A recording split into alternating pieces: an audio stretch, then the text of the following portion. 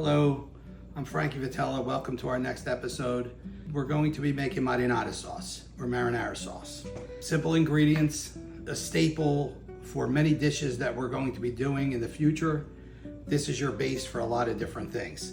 I'm going to be using these tomatoes today. It's a California tomato, California crushed tomato. I've been using them for years. We're able to get them in this area, so I use them. But you can use any kind of crushed tomato that you want. You don't have to use this. You don't have to feel pressure to go find them, get them online and all that stuff. If you have other crushed tomatoes, they're fine. Or you can use whole tomatoes, crush them yourselves like we did with the other sauce that we made. If you find them, great. If not, don't worry about it. Simple ingredients here. We have fresh parsley, fresh basil, chopped garlic, onion, and the tomato, salt and pepper. That's our dish. These are the ingredients. Like I said before, I'm making 2 large cans because I make it and whatever's left, I freeze. So you don't have to make this every time. You could have it in your freezer, take some out, and then you can make some of the other dishes that we're going to be making along the line. And we'll go from there. So here we are. We are going to start the process for all the flavor that's going to be in the marinara sauce, which is going to be in this pan. This is a half a cup of extra virgin olive oil. You're going to let this start to warm just a little bit, and then you're going to start adding your ingredients. For this amount of sauce, this is 4 cloves of garlic chopped. Okay, we're going to throw it in there. 1 medium onion chopped. We're going to let that heat and start to cook. And then we're going to add our basil and our parsley right in here. And all of that flavor is going to cook, and then we're going to add it into here. You can do it other ways. Other people do it where they start it in the bottom of the pan, they do the oil and the garlic or whatever they use, and then they add their tomatoes. I don't do it like that. I do it this way. It's the way we did it, and I like it better, and I think you get more flavor out of it that way. So the 2 cans of tomatoes are in. I rinsed the cans like we did in our first sauce episode, and I'm just going to put that in there. And this you're going to have to judge again, as I'll show you as it's cooking, how it should look. And you may have to add some more water to it, because you want this sauce to be not thin, but you don't want it to be thick like gravy. It shouldn't be that way. Now I'm going to add the salt and pepper in here. This is the way I do salt. 1, 2, 3. Now I'm going to say that's about 3 tablespoons of salt in this pot because there's 2 large cans.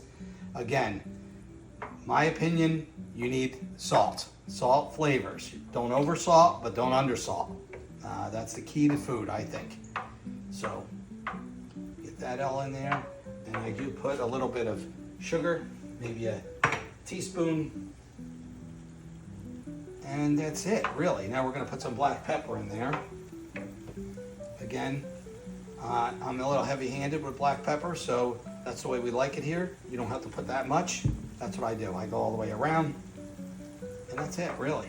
Now, once this cooks, like it's starting to cook now, you can see all the goodness is coming out of there. We're going to put about, I'm going to say this is about ½ an ounce of fresh. And again, about the same here. Because fresh is very light, so it doesn't have a lot of weight, but it's almost equal amounts of the parsley and basil. And you can smell this, and this is the flavor. This is everything here. And I think by doing it this way, you get more out of the flavor of everything, other than just starting it on the bottom and then adding your spices in. This has a whole different taste to me. Just think it's better that way. And again, you could do it, you don't have to do it this way. If you want to start it, if you're used to seeing it that way and that's the way your family did it, it's okay. Again, like I said before, this isn't a perfect science. If you're looking for perfect science, you don't do it with food. Do it with something else. And you want this to cook about another few minutes, just before it starts to brown. Then I'm going to take it out. I'm just going to place it inside and mix it around and then cook it. This is going to take probably about an hour.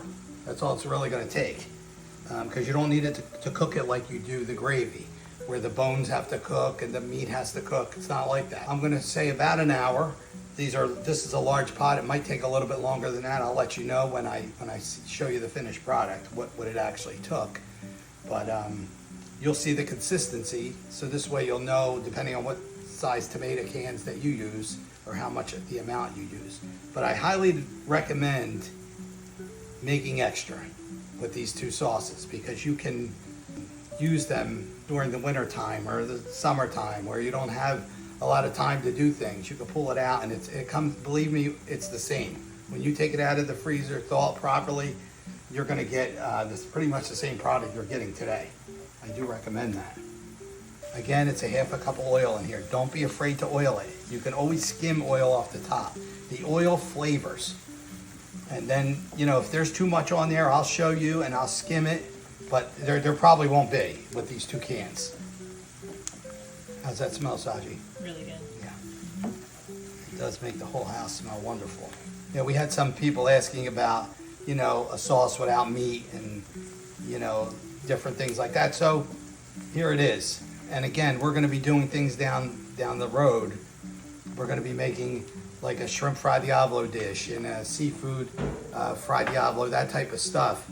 And you'll need this for the base because you don't want to have to do this every time you do the other part of it. It's too much to do in one day, you know. So the total time on this is about 5-6 minutes. And don't put it on too high because you don't want it to burn. All right, that's it. We're gonna dump this right inside like this. Okay, here it is. We're just gonna mix it all together. You'll see. Just let it cook. That's it. Put it on a low to medium key because you don't want it to cook too fast and you certainly don't want it to burn. So this is the finished product. It's what I usually do here is I'll skim the top because there's some oil, as you can see in here. Remember I told you I cooked it with a lot of oil, but see, it comes right to the top. You take it right off. As you see in here, it's not in there, but yet it flavored, it cooked everything. That's the very important part. Now this has to set for about at least 2 hours before you try to cool it or do anything. This big pot might be even a little longer than that. I just leave it right on the stove. I don't try to, you know, get it cold fast or anything like that. If you put it in too quick, sometimes it'll get a little funny. So just leave it out, it'll be fine. I wouldn't leave it in direct sunlight heat, you know, that kind of thing, but just to leave it at room temp will be fine. After this cools, I will put them in these containers. I'll mark them and I'll freeze them. And you know, this is a quart size, so you have a quart of sauce, pretty much as you would have a standard quart of sauce in, you know, if you bought stored sauce. I mark them, put the dates on them, and then in another episode, I'll show you how, you know, the proper way to defrost them, and we'll go from there. So, hope you enjoyed the episode. As you'll see in future episodes, this is going to be a big part of a lot of different things that we do. So, until the next time, good food, good memories. See you soon.